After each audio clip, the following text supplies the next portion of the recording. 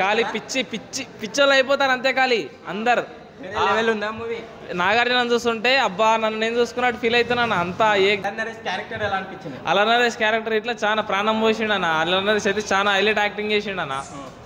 Mental ఎక్కిపోతుంది cinema, మంచిగా ఉంది cinema, నిజం చెప్తున్నా.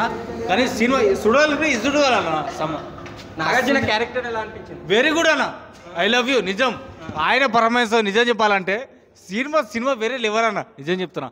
మంచిగా ఉందన్న సినిమా. సినిమా ఇట్లా మనం అడిక్ట్ అయిపోతాం అన్న. కొంచెం మనం ఇట్లా ఉంటాం కదా, మనకి ఇట్లా సింక్ అయిపోతుంది.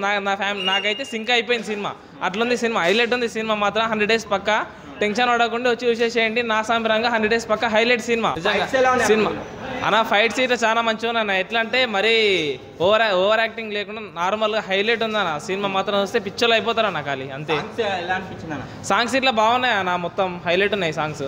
సంక్రాంతి పండుగకి సంక్రాంతి విన్నారు నా సాంబరంగా. అట్లేంలే, సంక్రాంతి ఫెస్టివల్ సీజన్ సినిమా అన్ని చూడొచ్చు, కానీ ఇది వేరే లెవెల్ బ్రో, నిజం చెప్తున్నా. నాగార్జున మాస్ క్యారెక్టర్ ఎలా అనిపించింది? మస్తు అనిపించింది బ్రో, నిజం చెప్పాలంటే. ఆయన కింగ్ నాగార్జున, ఎప్పటికైనా కింగ్ నాగార్జున. 2 కొడుకులు, కానీ ఆయన ఎట్లున్నాడు, హై లెవెల్ ఉన్నాడు బ్రో. అట్లేంలే, మస్తు ఉంది బ్రో సినిమా. మాస్ బ్రో, ఊర మాస్ చూడొచ్చు సినిమా.